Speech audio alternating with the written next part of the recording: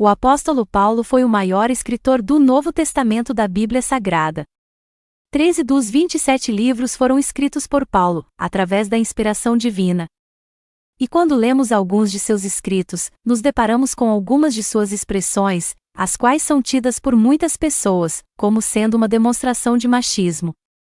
Daí a pergunta: o apóstolo Paulo foi um machista? Seja bem-vindo ao nosso canal. Por gentileza, se inscreve em nosso canal e deixe o seu like neste vídeo. Vamos para o nosso assunto de hoje. O apóstolo Paulo e o machismo no século XXI. Pois bem, antes de vermos o que Paulo escreveu sobre as mulheres, devemos observar qual é o conceito de machismo neste século XXI. Machismo é o comportamento, expresso por opiniões e atitudes, de um indivíduo que recusa a igualdade de direitos e deveres entre os gêneros sexuais, favorecendo e enaltecendo o sexo masculino sobre o feminino. Ou seja, o machismo é a ideia errônea de que os homens são superiores às mulheres.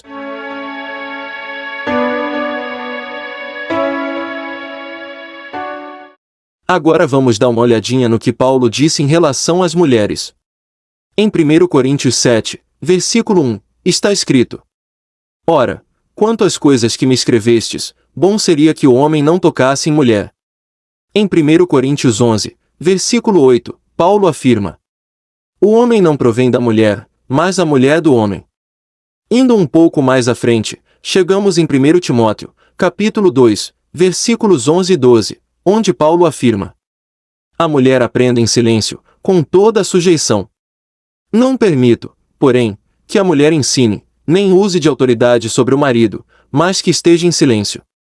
Muitos incrédulos usam essas expressões escritas pelo apóstolo Paulo para rotular o servo de nosso Senhor Jesus Cristo como um machista. Mas isso é um grande erro. Vejamos os porquês da questão. Se observarmos alguns pontos de vista isolados de Paulo, chegaremos à conclusão de que ele tinha algum problema contra as mulheres. Porém, se analisarmos o conjunto de sua obra, percebemos que Paulo foi um grande defensor das mulheres, principalmente no papel de esposas e ajudadoras do homem. Como vimos agora há pouco, em 1 Coríntios, capítulo 7, versículo 1, Paulo afirma que seria bom que o homem não tocasse em mulher como ele. É claro que Paulo está ali, falando de sua experiência pessoal, e não de doutrina bíblica, mas no decorrer do capítulo vemos Paulo dar uma aula de respeito à mulher. Já em 1 Coríntios 11, do versículo 2 ao 16, Paulo fala sobre o véu e a vestimenta da mulher no culto. Nesse texto, vemos ele falando de um fato isolado, referindo-se a uma situação específica de Corinto, mas mesmo nesse texto, ele fala da mulher como glória do homem. Ele diz que a mulher provém do homem, e o homem da mulher.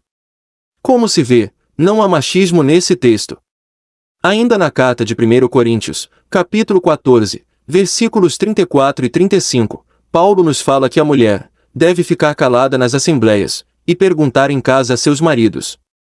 Quando observamos o contexto das cartas à igreja em Corinto, percebemos que havia uma verdadeira baderna nos cultos, e por isso, Paulo tomou uma decisão emergencial para colocar ordem no culto.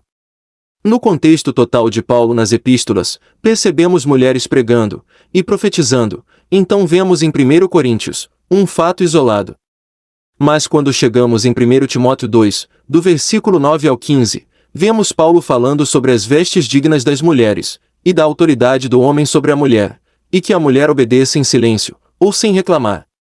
O que podemos observar no texto a Timóteo, é que Paulo é apenas um pouco afetado pelo contexto de sua época. Naquela época, na visão judaica, as mulheres não podiam ter propriedades. Se uma mulher não tivesse filhos, só ela era culpada, não o marido. A mulher também tinha que ter provas de sua virgindade. O valor monetário de uma mulher era equivalente à metade de um homem. As mulheres não tinham o direito de casar por amor, só os homens podiam escolher. A mulher não podia ter participação ativa no culto. Nas sinagogas, elas tinham que se sentar no fundo, para se manter a certa distância dos homens. Deviam ficar no pátio das mulheres. Não havia como Paulo escapar totalmente da cultura de sua época. Mas, se observarmos os demais textos de Paulo sobre as mulheres, veremos que Paulo, por causa do Evangelho, foi além da cultura, e defendeu as mulheres em muitos momentos, recomendando algumas pela sua importância para o seu ministério, como em Romanos, capítulo 16, onde vemos uma mulher de nome Febe, a qual foi de grande relevância na obra de Deus e valorizada pelo apóstolo Paulo.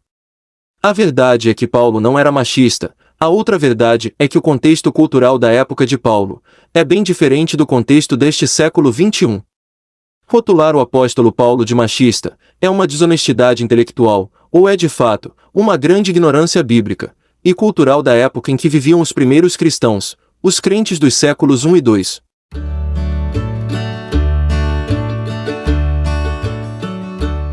Pois bem, vemos em Gálatas, capítulo 3, versículos 27 e 28, Paulo afirmando que homem e mulher não têm diferença alguma diante de Deus.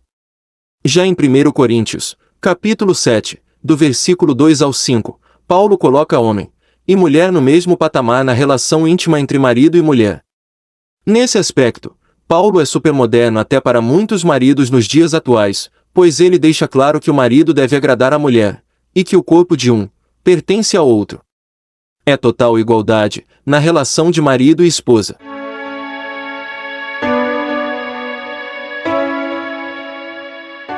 Em Efésios, capítulo 5, versículo 25, Paulo vai mais longe em defesa das mulheres.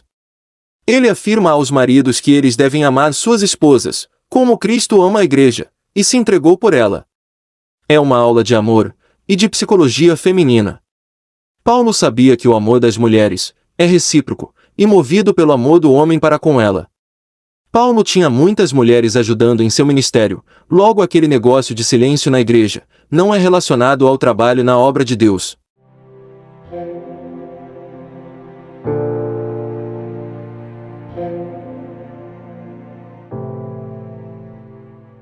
Em Filipenses capítulo 4, Evódia e Sintique trabalharam lado a lado com Paulo no ministério. Em Romanos 16, Paulo fala de pelo menos 8 mulheres que o ajudaram no ministério. Vemos que Paulo em nada era machista.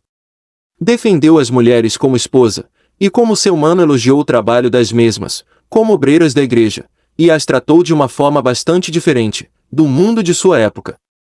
Muito bem, existe uma dica muito importante em relação à Bíblia Sagrada. Todas as vezes que você ler um texto da Bíblia, e esse texto apresentar assuntos estranhos para você e sua cultura, você precisa saber que a Bíblia tem um contexto histórico e cultural diferente do seu. Por esse motivo, ao ler um texto da Bíblia, nunca tire conclusões precipitadas. Ou melhor, nunca tire conclusões de um texto de difícil interpretação, sem procurar conhecer o contexto histórico e cultural a quem se referia o texto que você leu.